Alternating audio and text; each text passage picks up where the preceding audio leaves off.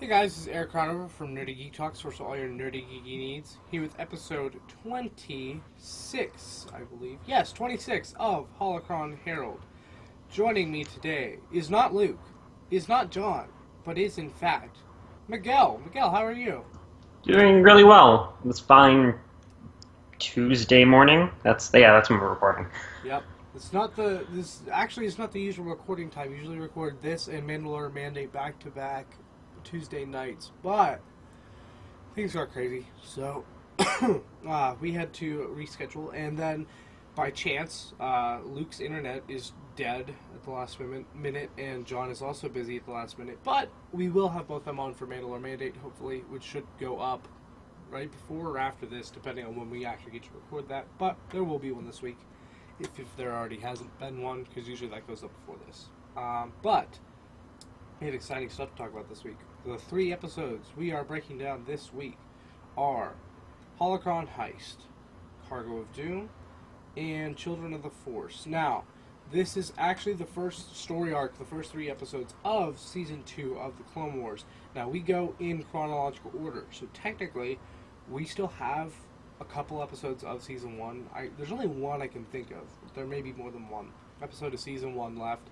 And we have already done several episodes of other seasons, so there's that. But it does go roughly in chronological order. There's just several episodes that are, moved around and such. But these are the first 3 episodes of Season 2. And they are the introduction of the character, Cad Bane. Now, technically, this is not the first time Cad Bane shows up in canon. It is the first time he shows up in Clone Wars in the canon, but recently, the Darth Maul comic has included Cad Bane. So actually, Cad Bane was in action before the Phantom Menace, interestingly enough, in terms of actually doing stuff in the canon. But that was only interacting with Darth Maul, nothing with Jedi that we've seen so far. So we have these 3 episodes to go over. So, first off, Holocron Heist, Season 2, Episode 1. This is actually the 23rd episode in production that they produced. So it has a production number of 1.23, which is weird because Cargo of Doom has a production number of 1.13. And then Children of the Force is 2.03. So, just interesting, the production on these episodes in terms of... I think it makes sense that Cargo of Doom is the one, which is the second one we're going to talk about. That's the one that got produced first, because to me, that's the most iconic out of the 3. Just me, though. This episode, Holocron Heist, is directed by Justin Ridge and written by Paul Dini? Not sure. Paul Dini. Paul Dini. Thank you. Yep. So, the quick summary of Holocron Heist. Cad Bane infiltrates the Jedi Temple and attempts to steal an ancient Jedi holocron. It's up to Ahsoka, Anakin, and Obi-Wan to stop the bounty hunter from escaping with valuable Jedi artifact. So, we will break this one down first. The quote at the beginning is, "A lesson learned is a lesson earned." Is it just me, or did that seem a little cheesy? I still thought it was good, but it's just that seems like kind of a thing, almost it's not a dad joke per se, but kind of roll your eyes, oh wow. Yeah, it's one of the more less oh, that's kind of insightful, and more all right, we get it type of ones from the show. Why'd you have to make it rhyme? But anyways, it does apply, but I mean, you could apply to anything because almost anything is a lesson. But there's that. So going just in depth. First off, I'm pretty sure. I could have misheard, but the very beginning when Plo Koon is flying around with pilots, I think one of them was named Warthog. It's possible I misheard, but why? Who names himself Warthog, or gets named Warthog? And are there warthogs in Star Wars? The important questions right here. Something. I just thought it was odd. But they're on Felucia. Is this... This might actually be the first time we visited Felucia in the Clone Wars. Which is interesting, because I don't know about you, but the only memories I really have of Felucia are playing The Force Unleashed. And I don't... Did you play that game, or no? I never I think the most I've interacted with Force Unleashed is maybe watching some of the cutscenes on like YouTube. Gotcha. Um, Felucia is an important planet in that game because there's like he deals with Shaak Ti, but then later he comes back to deal with Shaak Ti's apprentice who gets corrupted, which is kind of funny because he's evil the first time he shows up, then he's kind of not evil the second time he shows up, and a Jedi Padawan whose master he killed is now evil. But anyways, also Felucia is in Revenge of the Sith. I just forgot. That's where Aayla Secura dies, I believe. So there's that. Also, I don't know why, but Commander Wolf still doesn't have armor. You see him in the beginning, he's in an officer outfit on the bridge of the ship, which was the case for... We still have not seen, in canon, Wolf in armor yet. He shows up in the episodes where Plo Koon's trapped in space in the escape pods, where he also does not have armor, and I still don't understand. Then, the excuse given in canon is that they were short on armor, and so they were doing like rotations of certain people not wearing armor, and that he was on the bridge, so he just gave up armor. But the entire battalion was wiped out. So this is the new Wolf Pack. My question is, why does he not have armor yet? He gets armor. He has 2 different sets of armor we'll see later. I just don't understand why he has not gotten those yet. It was weird. I don't know. I don't remember if I think he might have had a cybernetic eye. Could be wrong on that, though. I still want to know how he actually got that. It's just said that he got it from Ventress, but, like, I want to know how he got his eye cut out from Ventress but survived that battle. we need a whole comic series that's just about Wolf, like from like Officer Uniform Wolf all the way through Rebels. Yeah, Rebels when he's old, and even like maybe even project him further, like show him what happens after we see him. Yeah, true, because we don't know, because he survived Rebels, unlike one of his friends. But anyways, I digress. Although, you know what I just realized is that we've gotten Black Series Captain Rex, and we are getting Wolf in the newest wave. We need a Gregor. Mm-hmm. Because I didn't even think about that, but we like really need a Gregor, and just for laughs, make it Old Man Gregor. Don't put him in his prime with the others. They did the others in their Clone Wars outfit. You can't. Hasbro has done this before. It's like, well, we're gonna make all these characters, but none of them are gonna match up. Like they did that for Transformers, for the Wreckers and Dark of the Moon. They'll do it here. They can't. They cannot do that to me. Plus, I want a Clone Commando mold because I love Clone Commandos are like the coolest, and so getting a Clone Commando mold would mean it'd be pretty easy to get some Clone Commandos later, and I would really love what's the name of the squadron? The most famous one.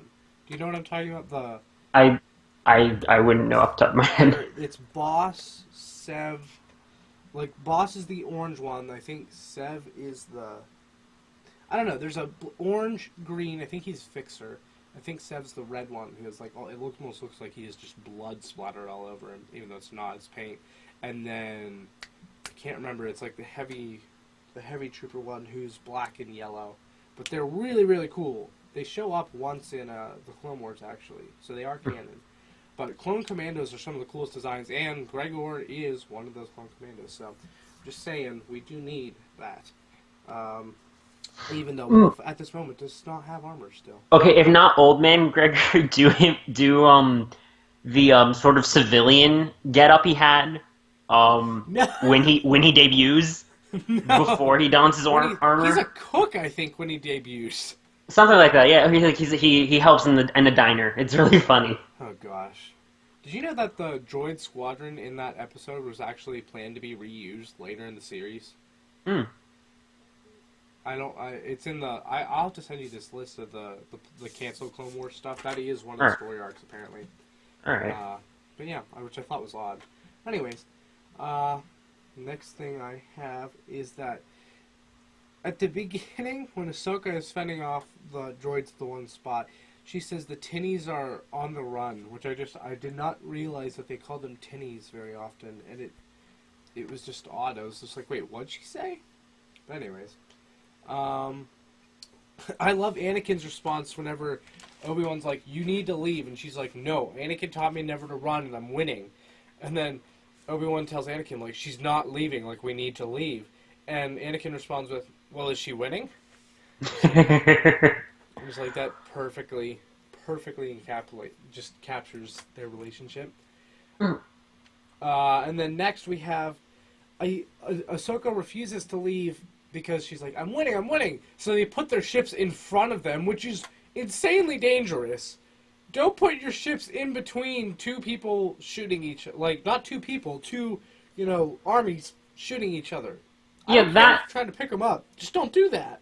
That's something that, when I did my rewatching, even just, like, I remember from this episode specifically, there's so many instances where, like, ships are moving in, like, in the middle of, like, a crossfire, and I'm like, people would be dead. Like, I don't understand, especially when it's, like, my favorite thing is how often, gunships and everything get just shot down so easily, but obviously the one that has the Jedi on it is fine. Mm-hmm. So I'm thinking, like, is there any instances where, like, the clones have picked up on that? It's like, if you're with the Jedi, the ship doesn't go down, or if it does, most people survive. Yeah, really, that's exactly how it works. If you're near the Jedi, you are safe, unless you're with Master Gundai. That's do you remember that? It's the one-off episode on Ryloth. He's I forget his species name, but there's a Jedi Master that, like, fends off. Oh yeah. No, that I remember that episode being particularly, like, impactful just because of the fact that they actually presented a Jedi dying. I'm just like, they never do this. Yeah, a Jedi and clones all went specifically just to their deaths, and they knew it too. They, like, knew it, and then they actually died too. That was the thing. It wasn't like, oh, we're gonna die, and then they magically saved the day. Like, nope, they died. They all died. But yeah, I just thought that Ahsoka was a little annoying, but understandable. Like, that she was, like, upset that, like, why are we retreating if I'm winning? Then they retreat, and all of her soldiers get blown up as they're flying away. And she's like, dang it. So then she gets assigned to guard duty. That was the entire point of that opening sequence, was just so Ahsoka would be on guard duty for this episode. I'm not even kidding. That is the only reason we got that opening sequence on another planet with a battle, where Ahsoka's like, but why? I can do this, and disobeys orders. So she'll be assigned guard duty, because this episode clearly is about a heist of a holocron.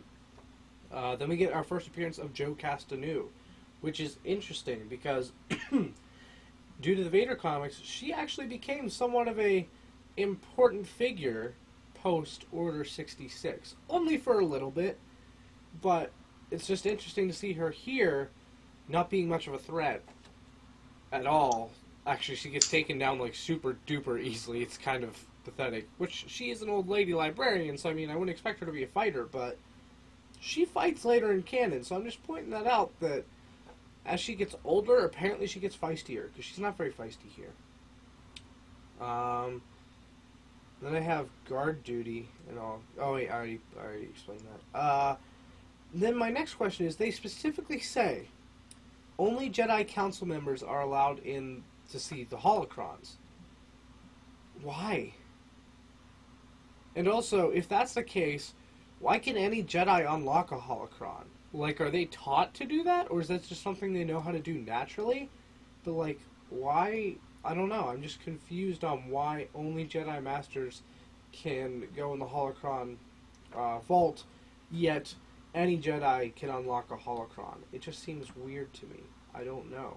Although we don't know how holocrons work, so I mean there is that. But I don't know. Do you have any ideas on why or how that would work? It just confuses me. With the holocrons, you mean? Yeah, like why are they specifically say only Jedi Council members are allowed to go in the vault and, like, mess with the holocrons, yet any Jedi that we see later, and they even say, can unlock a holocron. Yeah, you would think that they would put some sort of safeguard that would allow you to but then it's like, I guess you can start nitpicking. It's like, okay, like, like what specific ability through the Force would like how like it's like how what would they have to do like specifically? Because usually with the Force, it doesn't mean like oh it's like like abilities you don't really hone them to the where it's like oh I can force push better than someone else can because I've trained. It's like no, it's just like your connection to the Force is what allows you to do these things. Mm-hmm. So and then it's like if it was like oh only people with strong connections, it's like well even you could say even a Padawan could have a stronger connection in some regard than a master. They're just not the other aspects. They're not as honed or as matured to be able to be on their level. So, and then so I really don't know from a like in-universe perspective. It could just be they didn't think that through enough when they wrote the episode and then introduced holocrons and everything. But yeah, the whole thing about like the Jedi Masters being the only ones who are allowed to go into the holocron vault, and then sort of fast forwarding later on where holocrons become this like scarce thing. It's just like it's good that at that point that anyone can really open it because at that point it's like and you see it in like other shows like Rebels. They need whatever's on the holocrons to help guide them. I was saying there is no Jedi Council member. Just the thing I was thinking about is that like so many Jedi use holocrons, and also in general Sith do too. They use Sith holocrons to like actually train and like learn stuff. But I just realized that I guess technically that doesn't mean no other Jedi get to see or use holocrons. It's just they can't go in the vault. Maybe they just don't let the important ones leave the vault. For example, the one with the location of every Force-sensitive child. Yeah, no, I was just about to say it might just be that holocrons are like they're somewhat more common, but it's the ones in the vault because having a list of the younglings in the galaxy is really important, or the Force-sensitive children. Yeah, the potential who could become younglings. Potential younglings. Which I kind of doubt any of these will become now that I'm thinking about it. They're too young. By the time they would be old enough, there's not really a Jedi Order for them. I mean, who knows if some of them survived and wound up finding, like, a Padawan or something. I don't know. Next thing I have is the music that comes on when we first get introduced to Bane is very ominous and cool. I love Cad Bane, and the music definitely matched and set the tone. Also, why does Yoda just, like... He doesn't seem to have a vision. He just senses it. He's just like, there's going to be intruders. I don't know. I just thought that was really odd. Like, he wasn't like, oh, I'm having... Like, I foresee someone getting it. He's just like, intruders there will be. Like, just out of nowhere. I just thought that was a little odd and convenient. But again... The Force is weird and works in mysterious ways to further the plot. Mm-hmm. So there's that. But I just thought it was odd. It wasn't like if they literally would have had him like close his eyes and like put his head down or something like, oh, he's seeing like someone breaking into the Jedi Temple. And like, no, just there's going to be intruders, so be ready. But I don't know where or who or anything. It's just I got a feeling, guys. But it's so the thing that I like about like sort of this part of the episode where you go from Bane to Yoda back to Bane is in his little like apartment type thing. Mm-hmm. It kind of doesn't really fit, but there's this weird like film noir kind of sense with the light going through the blinds and everything, which in some respect I'm like, this doesn't really match up, given the fact that he's kind of like a cowboy with his hat and like gunslinging and everything. Mm-hmm. So it's this weird sort of mishmash of different genres. But those scenes are really cool, just to see the quarters and then getting more of a little flavor of the sort of not so nice parts of Coruscant. Mm-hmm. And obviously we saw him talking to Palpatine, which I had questions about, but then. There's some mentions later that really confused me. But then next is just... I love his funny little droid named Toto. Toto's awesome. Also, fun fact, from what I've seen so far, apparently Toto and Cad Bane are the same voice actor. Which is just kind of funny, because it's quite different. But, yeah, I love Toto. He's hilarious. Poor Toto. We'll get to that. But then next, whenever Cad Bane is talking to the shapeshifter, he specifically says it's a Sith Lord client. Palpatine revealed he's a Sith Lord to Cad Bane? I just find that really odd. He doesn't tell almost anyone that. Like, even people he communicates with. Like, I was very surprised by that. Like, not even just, like, in, like, to the galaxy as a whole, but, like, even people on his side, a lot of them don't realize that he is, like, the Sith Master of Dooku.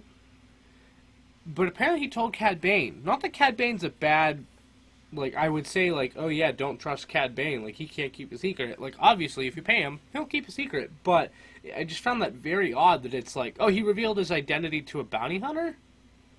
Just weird to me. I don't know, can you think of a reason that he would specifically do that, or no? Not particularly. It's one of those things where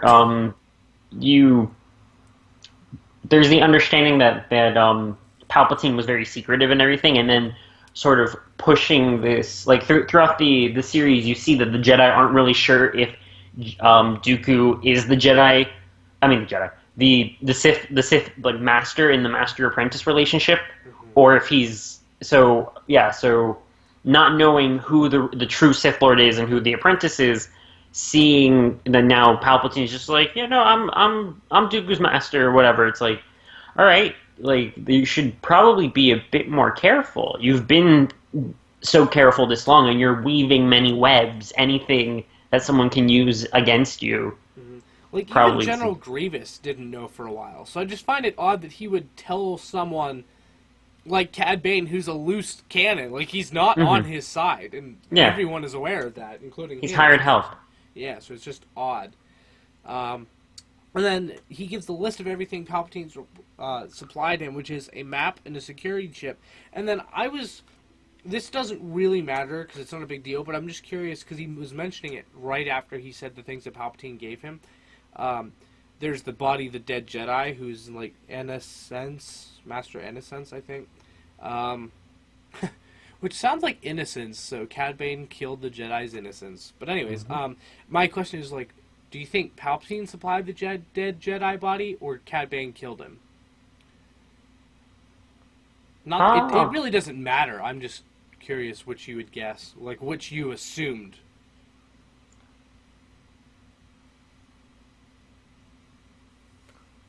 The way that Cad Bane sort of, like, talks about him, like, it seems like he did that part of the job. Yeah. So I'd say that he probably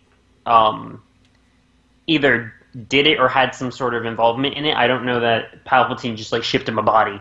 Yeah, I feel like Palpatine can do a lot of things, but I feel like when you get involved with Jedi corpses, it's like that may be a little bit of a stretch for him to do. So, plus it's certainly no stretch that Cad Bane can kill a Jedi. We see that he's quite capable. So yeah, I was just curious. Then my next thing is, why does the ship shaper use holograms? But then I realized this is pretty much answered later. Do you know why she uses holograms? Because she literally does shift shape. There we go. To become the species that she's, like, mimicking. But there were still holograms going on the entire time she was doing it. Do you know why? Not off the top of my head, why? It's the clothes. Oh, makes sense. Yep. I didn't realize that till the end. That's when, like, it kind of, like, shut off, and, like, it shut off, and she was in her outfit she was wearing, and then she shifted back to her, like, real form. Ooh. So it didn't happen at the same time, and that's why I was like, okay, so the hologram was for the clothes. That was my theory going along, but then at the end, whenever she's disabled, you see the two things happen separately. And it's like, okay, clearly she was the being, but the clothes were the hologram.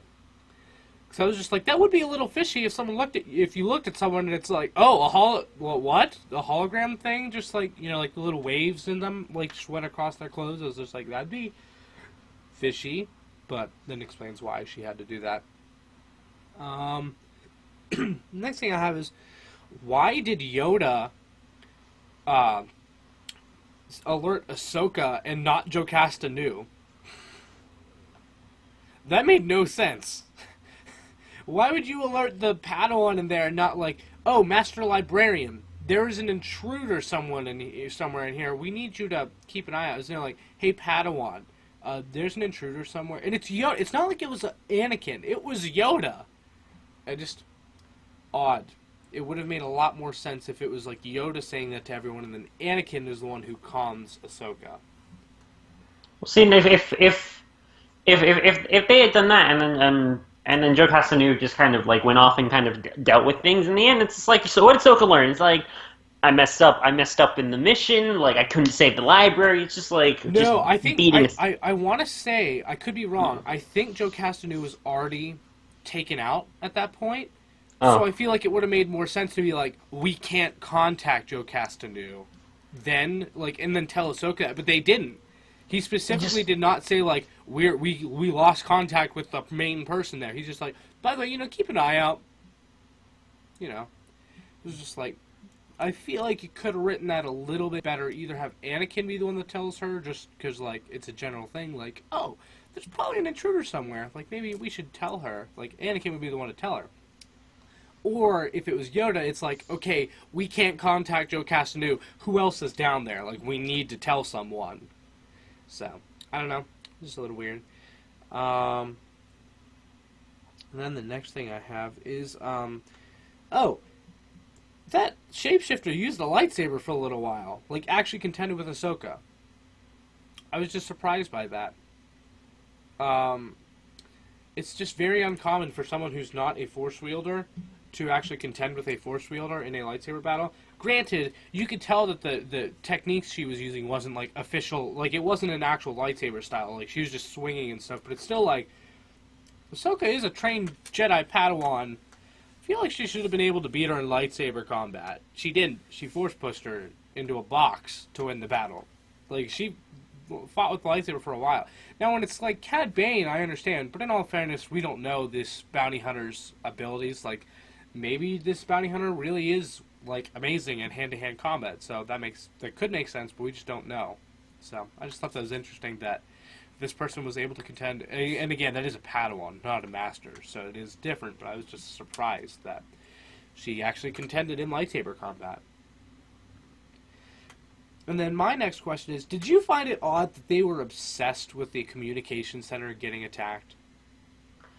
That was one thing I remember being particularly funny with this episode, where they just kept worrying.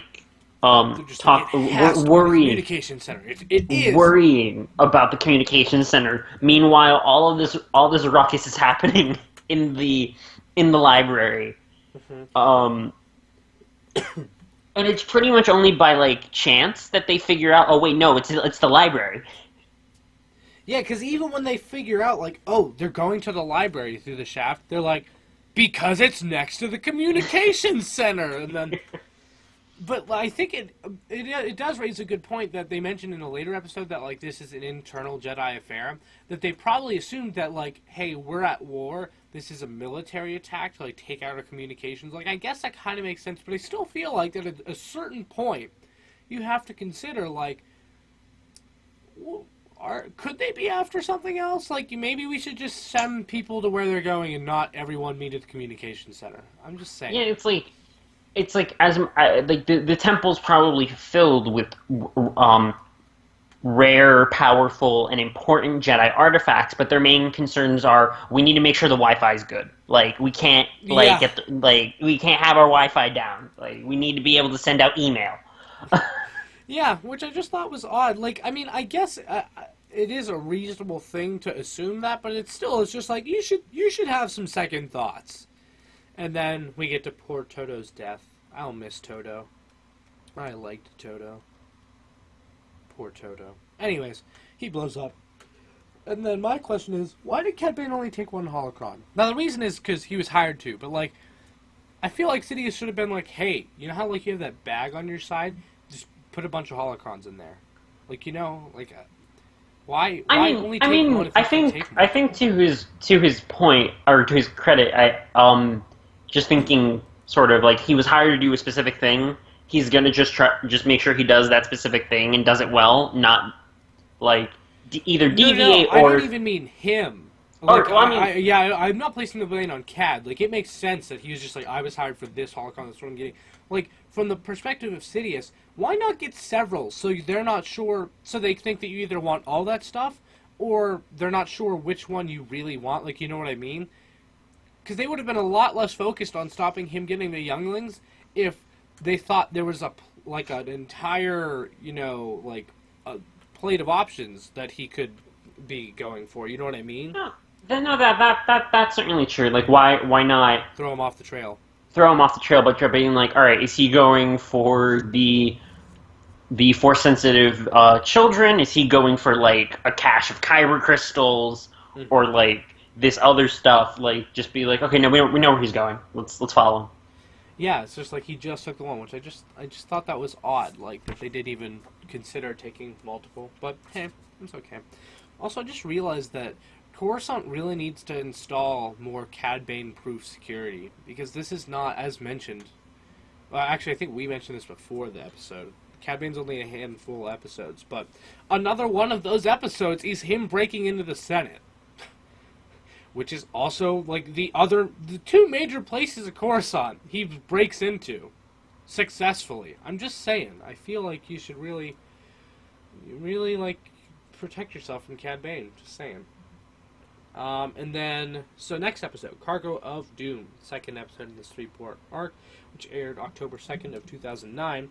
The director was Rob Coleman, and the writers were George Christic and Scott Murphy, who was really supervising. So I think it was mainly written by George Christic. Official description. Anakin and Ahsoka intercept Cad Bane's warship, hoping to recover the stolen Jedi Holocron, but the Jedi underestimate the bounty hunter's cunning tactics. Yeah. Cad Bane totally kicks butt in this episode. Major. So, the quote is, overconfidence is the most dangerous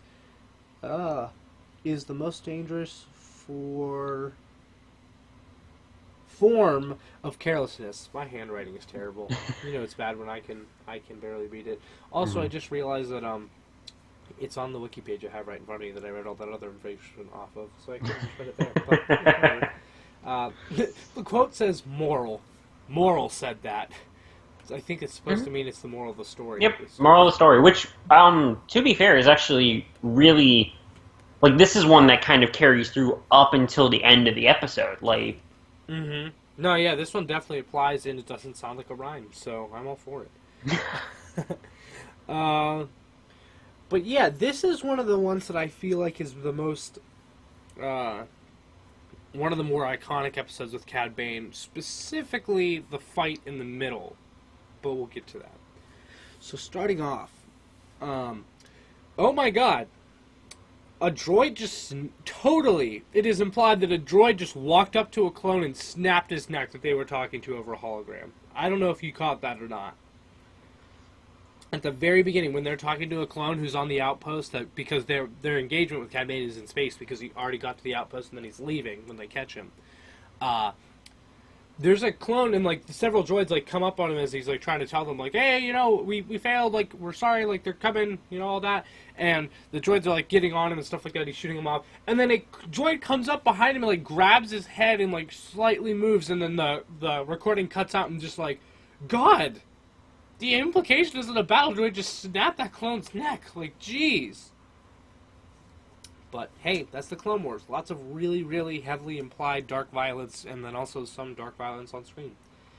Just saying. Then, Denal!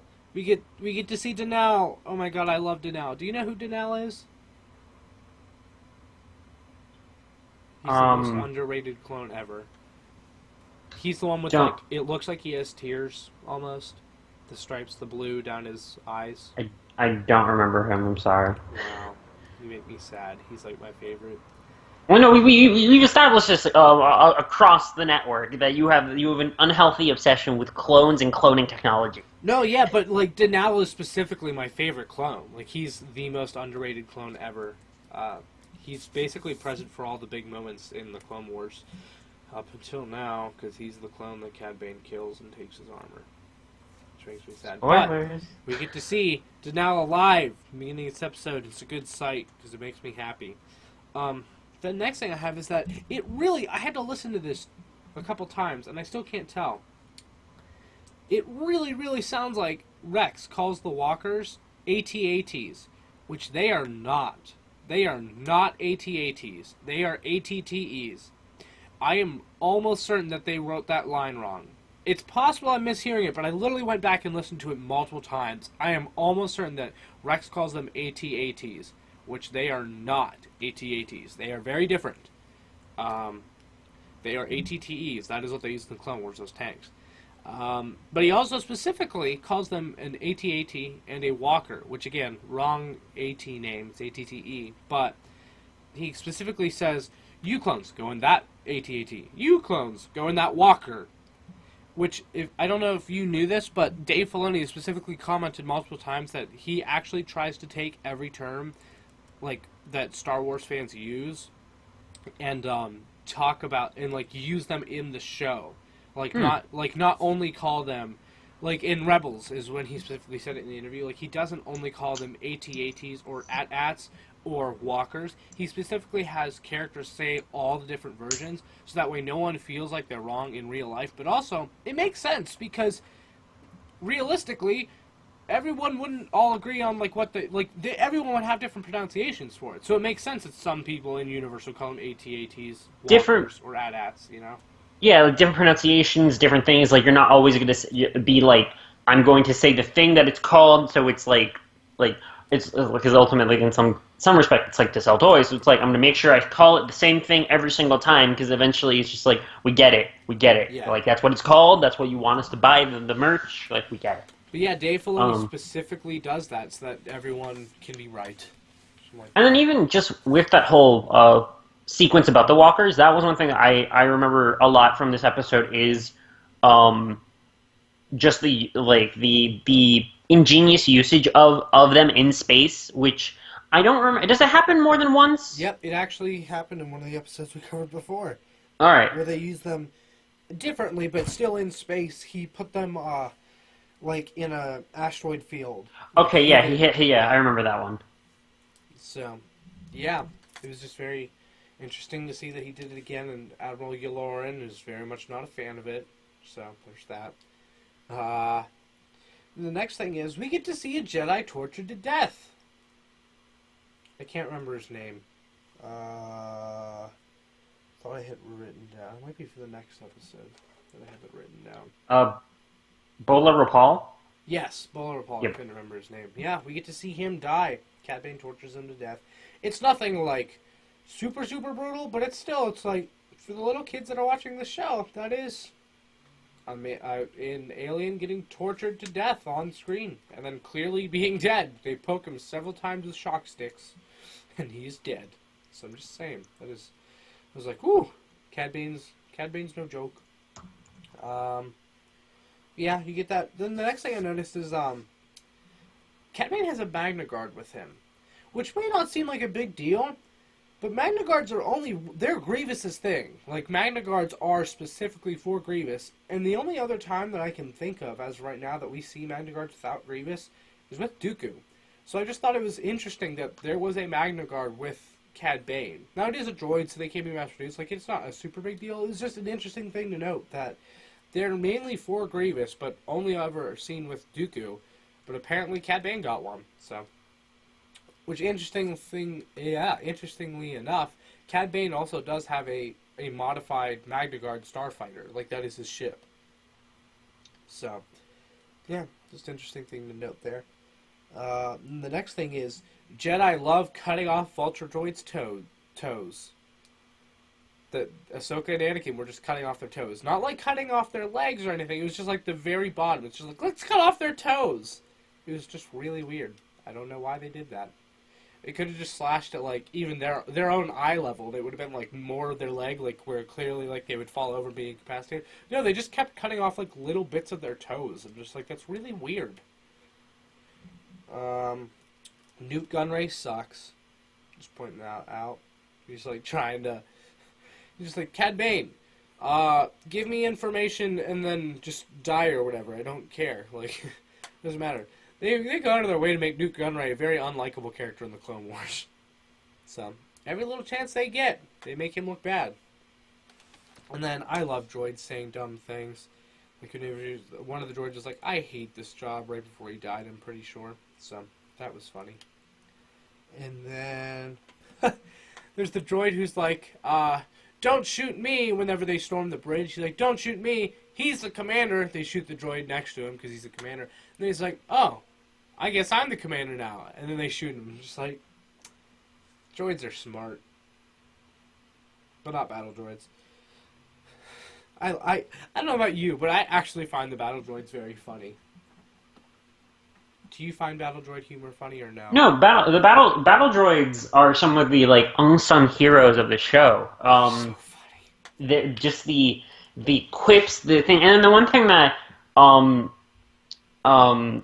is kind of interesting and somewhat uncomfortable when you go through this series is when you realize how much people treat battle droids or droids in general really poorly, and you're like, they're sentient beings. Like, they're not like, I don't care how much you talk about like programming and everything. It's like they're all alive. So it's really like messed up how much crap they get. I just a quick little side note. For the Solo movie coming out in actually less than 2 weeks now. There is the droid in that movie, L337, I believe, is Lando's droid. Her deal is that she's like a droid freedom fighter. Like, she's actually fighting for droids' free rights. Like, she wants to free droids, which is just very interesting. So, I just want to point that out because it's actually kind of relevant to what you're saying. But yes, I've thought about that too. I'm just like, droids are certainly a metaphor. Like, that's not unintentional. Like, they do that very much on purpose in terms of showing how poorly droids are treated and such, and just discriminated against. Like, that is, they do that intentionally. Well, they do provide a lot of humor in general too. Like, that's not the only thing, but.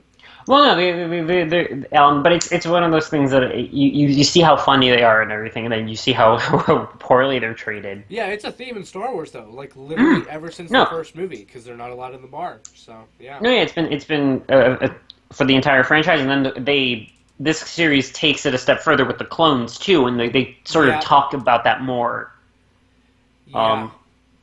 Which is interesting, because I thought that this series, and in general, it's been clearly established that clones are people.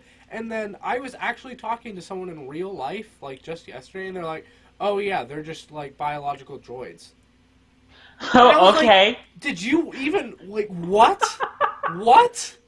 They're just droids with flesh, like... Someone literally said that, and I didn't even know how to respond. I was like, did you not grasp the point? Like, what? But anyways, I was shocked that people actually thought that. But I don't know, if you actually think that, you should definitely tweet at me. I would like to actually, like, I won't make fun of you or say anything. I just want to actually have a conversation about it, because I find it very hard to believe that you can watch the show and think that still. I don't know. It's just, I don't know. Clones aren't people. Clones are the best. Then, what do I have next? Clone head. Man, I really need to get better handwriting. Yeah, I don't know what that says. It says something about a clone, a head, and I think a bomb. But I don't know.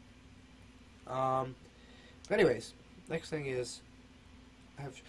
why don't they shoot Cad Bane when they're running down the hallways chasing him? I mean, it's in the dark, so I guess there's the theory that, like, well, don't just shoot if you can't see what you're shooting at. But they... Oh, wait, I know what it is. It's clone head bump. That's what I put.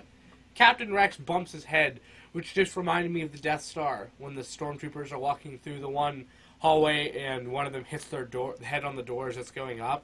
That's just what it made me think of when Captain Rex, like, walked in and he's like, oh, let's turn on night vision. I'm like, why didn't you just turn on night vision before you were running into things if you knew it was dark? But anyways... I just thought it was kind of funny. And then, yes, then we get them chasing Cad Bane down the hallway. So my question is, like, why didn't anyone shoot at him? Not that you wouldn't necessarily got him, but it's just like, everyone's just like, follow him, follow him, follow him. But no one fired a shot at Cad Bane. I don't know. It just seemed odd to me. Again, if you don't know what you're shooting at, though, then I guess that's, understandable, but still. Then they get brought into the hangar, and the lights are all turned on. And I remember this, from watching the show as a young child. This is one of the moments that has stuck with me. It's just very iconic to me. Cad Bane leading them into the room and turning on all the lights, and there's all the droids, and then they have an all-out fight in the middle of the hangar. I don't know. There's nothing super special about it. I've just always found it to be one of the moments I remember very, very well. Specifically of Cad Bane. It's probably my most iconic Cad Bane memory to me specifically. But, and it's just into the fight itself, it's one of the more interesting fights that happens in the series, just because there's so much going on, and they really and even this episode in general really plays around with both the clones and the Anakin's ingenuity, and then also just using the terrain, the fact it's we're in space, turn off the anti-grav, we'll float. Yep. And then surveying the environment and being watch out for the fuel cells, if those blow up, we're all gonna die. Yep. Which is mentioned just so they have to get off the ship later in a hurry, which is what covers Cad Bane's escape. Sadly. Because that means something bad for one of my favorite characters. So sad. Then, the next thing I have is Ahsoka. Why does Ahsoka chase off on Cad Bane on her own when they've specifically established that she needs to listen to Anakin? No, it's just more of showing her she still needs training, she still needs to learn, because despite the fact that we're just coming off of an episode where while she was able to help out with the attack on the temple, she's also got a whole clone battalion killed. Yeah. This goes on with kind of a theme that we've seen a couple times now, where Ahsoka in certain episodes kind of has backwards character growth. Now, don't get me wrong, everyone agrees that she's a great character, especially by the end, but when you look at specific story arcs, it seems like she learns a lesson at the beginning and then kind of doesn't afterwards, and it's a little weird. I don't know. It may just be kind of me, and we've discussed this for specifically the arc on Naboo this happened. But, where she does something and we're like, wow, she matured. And, that would be, her learning the lesson at the beginning of the first episode we talked about, and then her, getting assigned guard duty. But, she understood the lesson, okay, I screwed up. But then she kind of does something that's pretty immature again. But, again, you are right. She is a kid. And, Anakin does mention that, she's a kid, she's clearly learning, but still, it's just it seems to be a thing with her, where she, does something really mature, and then, either later in that episode or the episode after, she does something very immature. But, hey, we needed to get her captured, because we needed Anakin to unlock the Holocron. Which, I really liked Anakin getting her lightsaber after he unlocks the Holocron, obviously, because he has to. Well, actually, before that, there's a couple of further things. Did you notice Cad Bane stole her Padawan braid? Mm-hmm. I thought that was odd. I mean, I get it, but I didn't see Cad Bane as a trophy collector. I don't know. That stood out to me. I forgot that happened, that he did that. Whereas, General Grievous has an entire collection of Padawan braids. But I just thought it was odd. I was like, huh, Cad Bane stole that. That was interesting. And then, before Anakin gets to them, he encounters some droids who alert Cad Bane, hey, there's a Jedi coming, he's angry. This was kind of sad, but really funny, too. With a droid, there's two droids, there's three droids. One runs to go tell them, which he obviously made as Cad Bane. But then there's two there, and the one is oh, we can do this. There's three of him and three of us and one of him. And the other droid just stands there. He doesn't even raise his gun. He's just it's no use. We can't do it. And just gets cut down. I'm like, God, that's really... If that wasn't a droid, that would be, really, really, wow. Depressing. but it's a robot, so it's okay. It's how it works in TV shows. And I was just like, wow, he literally did not, I don't know, I was just like, that's kind of dark, deep down, but it's really funny. I was just like, geez. Then the next thing I have is, man, I don't agree with the Jedi Code. But if you're going to be a Jedi, you should at least follow the Jedi Code and just, God, personal attachments really do make them lose the day all the time. This is a big example of that.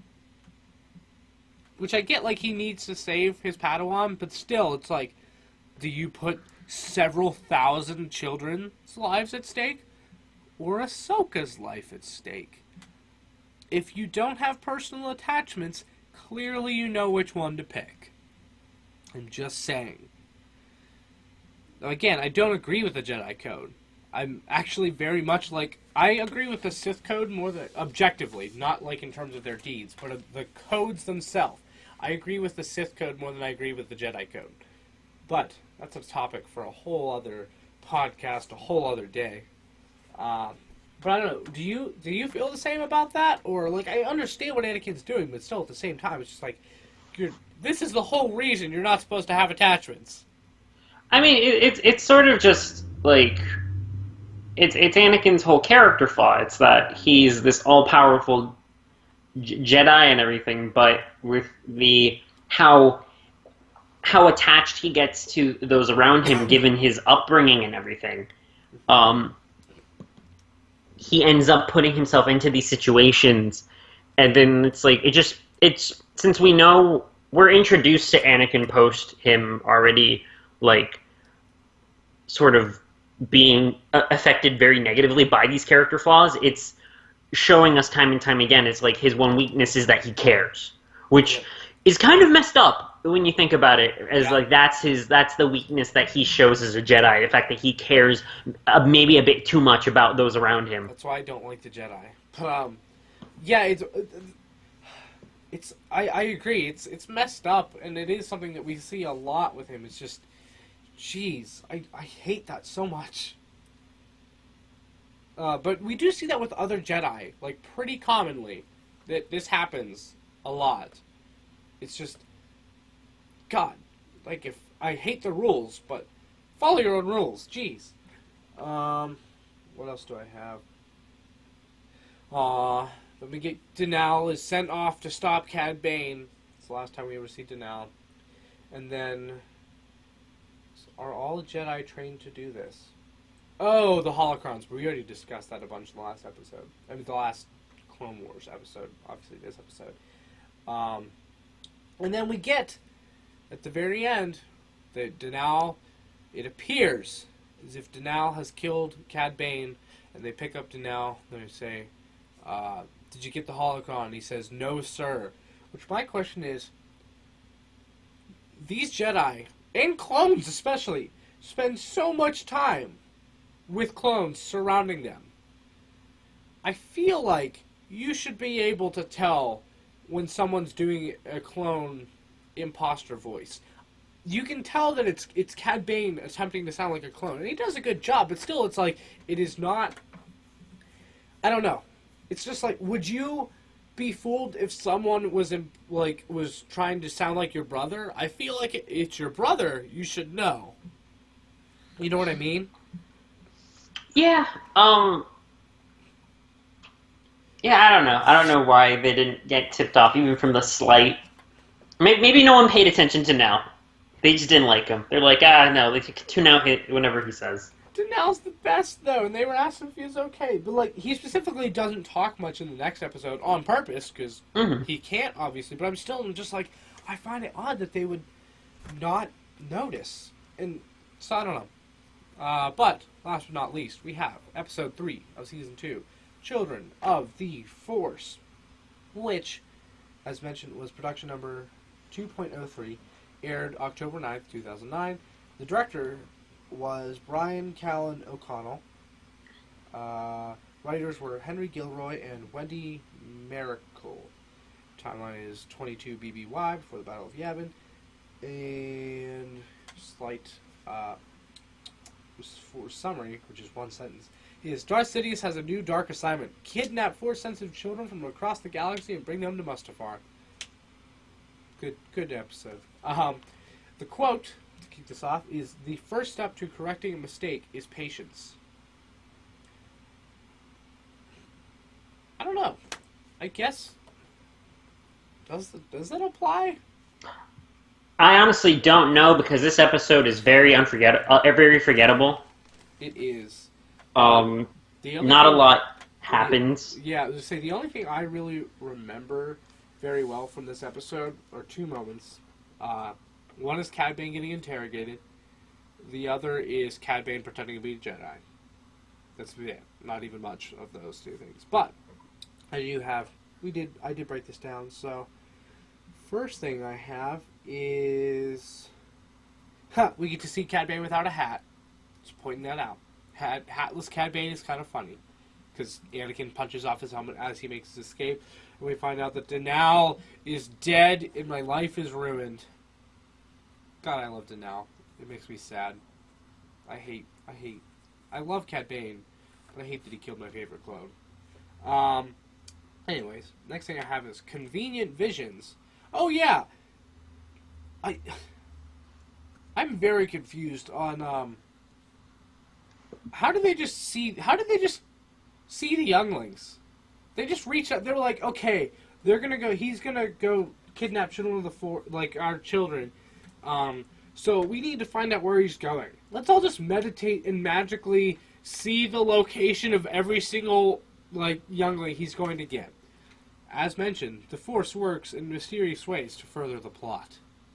It was just like, visions are always very not specific. That's, like, established very clearly in Star Wars most of the time. The visions are never specific and almost not how they seem. Meanwhile, they're like, oh no, like, they all imagine a youngling, and Mace Windu's is like, oh, mine's already taken. Yoda's like, okay, I can see one on this planet, and I think it's like, I can see one on Naboo, and then Obi-Wan's like, I can see one on Rhodia. I'm just like, what? 1, why haven't you picked up these younglings yet? 2, this is really, really convenient. I don't know. Just visions never work that way, so.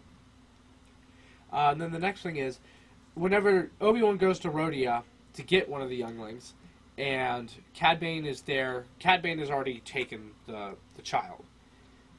Then Obi-Wan finds them, and he tells the mother, like, yeah, whenever he's talking to the mother, she says, but Master Rapal said he wasn't ready, like, that you weren't going to take him yet, like, that's my only son. And Cad Bane's like, no, I understand, but there's lots of Jedi imposters going around taking children, so I need to take him now so no one ends up, taking your kid. Meanwhile, he is the one obviously doing this, and he leaves, so then Obi-Wan shows up, and the mom's pointing a gun at him, like, what are you doing? Like, you're not going to get my son. The Jedi already told me that, like, there's imposters.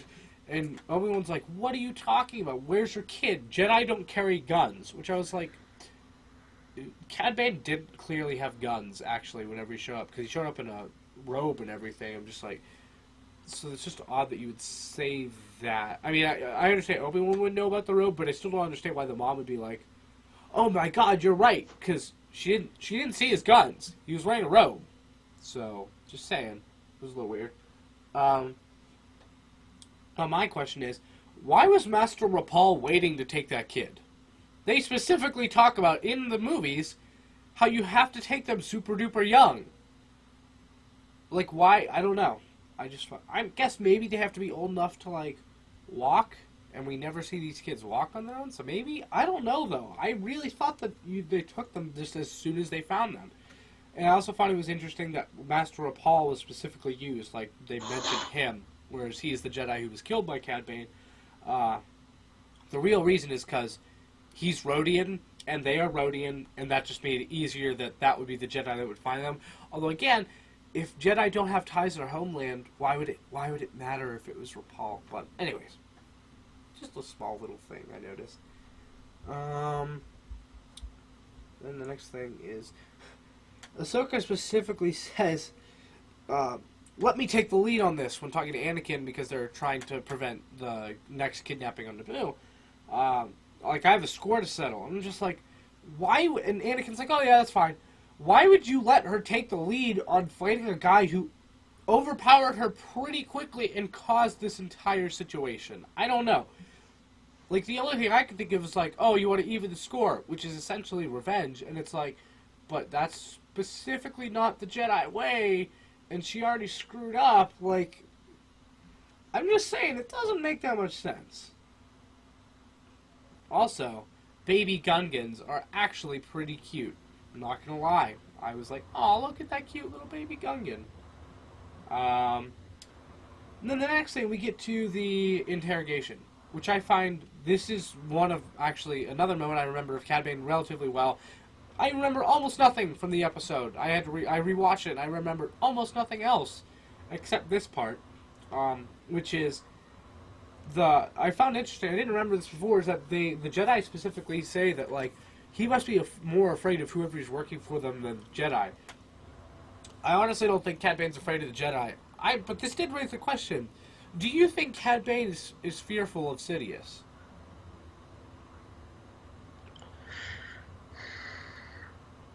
I don't know. I wouldn't say that he would really fear Sidious. Just he knows not to mess. I would think he would know not to mess with him. Yeah, there's a difference though. But they the Jedi are like, he's clearly afraid of Sidious. He's more afraid of Sidious than us, which again could be the Jedi just being arrogant. Like, oh, that's the only reason he wouldn't tell us. Like, I think Cad Bane's just made of sterner stuff than they think. I don't know. That could just be me. Like, maybe he is afraid of Sidious, but I just never even debate it. Like, I don't think of Cad Bane as someone who's afraid of anyone. I don't know. But, yeah, they specifically said that, which I just thought was odd. So, then we get...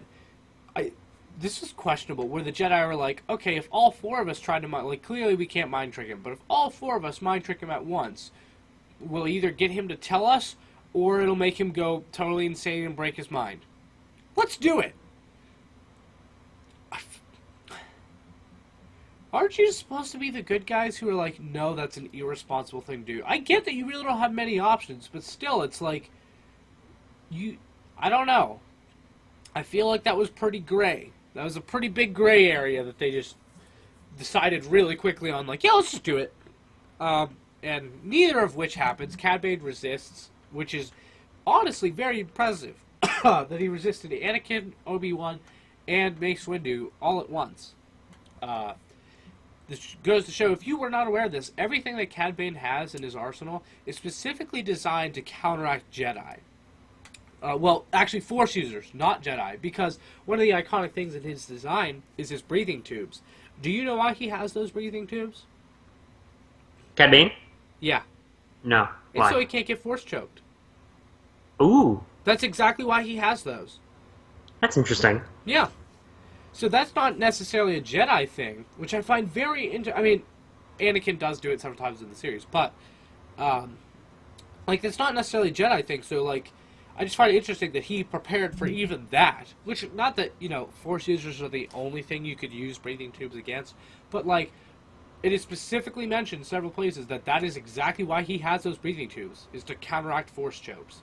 And he has several other, you know, devices to counteract Jedi in other ways, but that is one of them, is the breathing tubes, which are pretty iconic to his look. That is why he has those, is to specifically counteract Force chokes. I just found very interesting.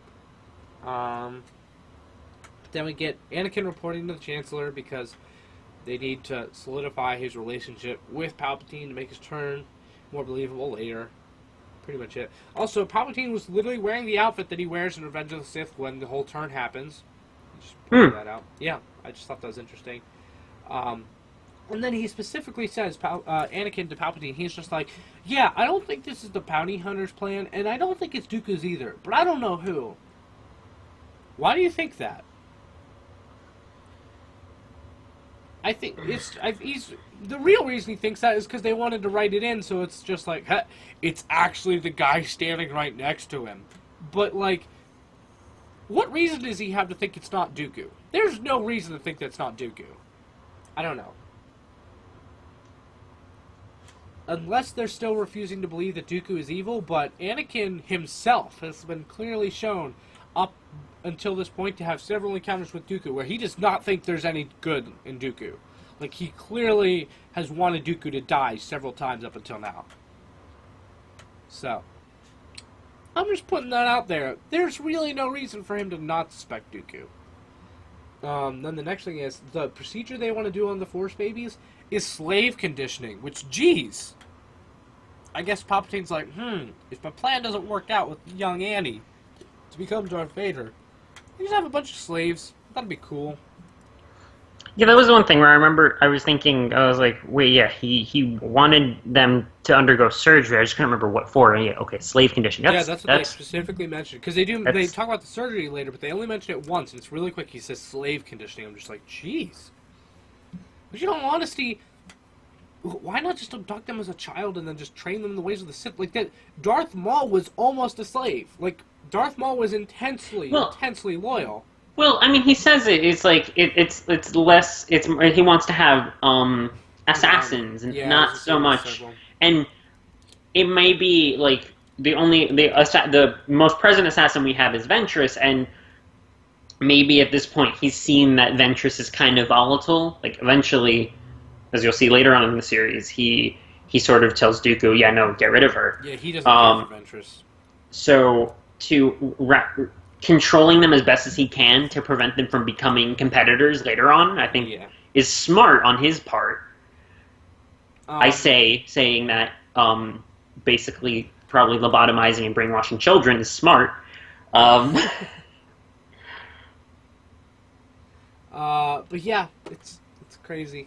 Then, as a hologram, Sidious gives a speech to a bunch of babies and droids about how these slaves are gonna like help him basically do what you just said.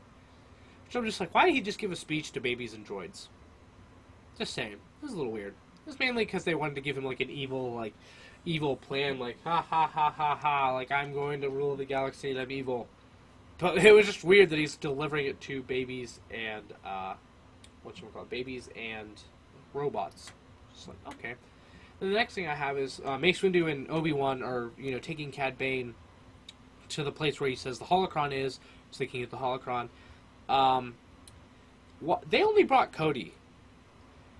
Why didn't they bring, like... I get why they didn't bring more Jedi. Why didn't they bring any clones? Like, that was foolish. Just saying. That was not a smart move. Because do you really think Cad Bane would have escaped if you had, an entire squad of clones with you? I mean, still, he probably could have, but it would have been a lot harder. But, like... Why is Commander Cody, who you left to guard the ship, the only other person you brought with you? It just doesn't... I cannot think of a legitimate reason why you would do that. And then Cad Bane gets into an escape pod after he escapes from them, and they get the holocron. But he escapes an escape pod, which clearly is jetting into a rock before we switch shots to the other side of the story. It's just like... That escape pod was totally going to crash into an asteroid. Like, there were only asteroids in front of it. So I'm just pointing that out, that Cad Bane should technically be dead. But it was just weird. The next thing I have is... How do they... I get that they specifically mention how they use the Jedi trick to figure out where, Anakin and Ahsoka figure out that, Cad Bane went to Mustafar, we should go there. When they get to Mustafar... How do they know where to land? They figured out the right planet. That's still an entire planet. How did you know where to land?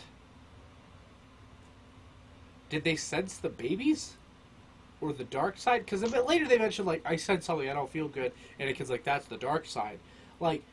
Is that how they got there? I feel like that's a really, really loose explanation. But again, the Force works in ways to further the plot that we don't understand.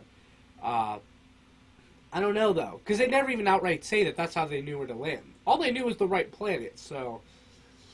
I don't know. And then the next thing I have is the medical droids that are taking care of the babies.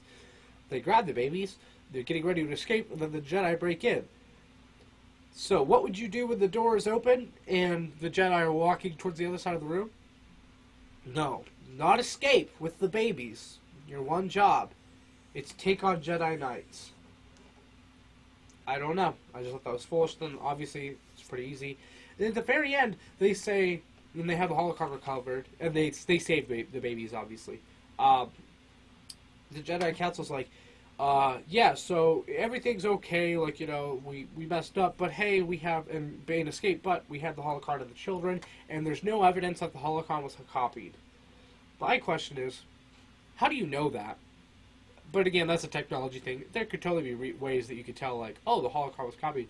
At the same time, why didn't Sidious ever order a copy of it?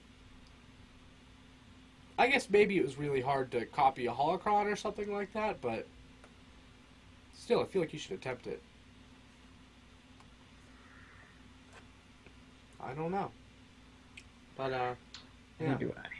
That's about all I have for these episodes. Which was your favorite out of the three? Oh, definitely the second one. Cargo of Doom. Cargo of Doom. Cargo of Doom is one of the episodes that I definitely remember from when I originally when I watched the show when I was young, and then from my recent rewatch of the whole series, it was one of the more memorable episodes. But then this whole three-parter or three episode introduction was really good for Cad Bane and just season 2. Like, I remember the lead up to this, like, they had all of those promos of like Rise of the Bounty Hunters and everything, which is what they kind of build this season as. So I remember that being, and like seeing like Cad Bane, and I'm like, who is this guy and everything, and then seeing him, it's like, oh, he's cool. Mm-hmm. Now I believe he actually appears in one of the last episodes of season 1. Now we are doing it in canon order though, so that's why this is the first episode. Yeah, the Senate hostage situation. I think that one is. Yeah, season 1 ends with the Senate hostage situation, and then I think later on we see an episode that's the lead up to that. Gotcha. But this is a first canon episode with Cad Bane, and yeah, I think it's a strong introduction, and it is definitely one of the ones I remember best, and yeah, I really liked it. So that's about it for this episode. Oh, I agree with you. That's my favorite. If I didn't say that yet. So I think that's about it for this episode. You can also check out, there should be Mandalore Mandate either already up or up the next day after this. And then also there was an episode of Steel City Bots just this past day or two, depending on when this goes up. Because again, I'm a bit confused on when this is going up. But hey, you'll know because you're listening to it. So there is that. So definitely go listen to those. And then there will be new episodes of everything else this week at some point too. So keep your eyes peeled. We are back. And yeah, that's about it. Thanks for listening. You can listen to us on Nerdy Geek Talk on iTunes, Apple Podcasts, Google Play, Podbean, I think Stitcher. And yeah, that's about it. You can find me personally at Eric Crowbar on Twitter. And what about you, Miguel? You can find me on Twitter at Logos Minor. Yep. And we'll definitely have Luke and John back soon for the next episode. And the next episode will be about, there's a Bounty Hunter episode, and then the Zillow Beast, and then what's the other one? I don't remember, actually. It's going to be a 4 episode of Holocron Herald, because we need to get ready for the second battle of Geonosis. And then Senate Spy will be the other one. So there is that. That's about it. Oh, that's a good one. That's Rush. Ooh, I like that. But anyways, well, is that the? I can't remember if that's the Clovis. There's a couple things with Clovis. I don't think that's the one I like where Anakin goes super dark. I think that's later. Anyways, definitely stay tuned for those on the next episode. I think that's about it. So thanks for listening. Bye.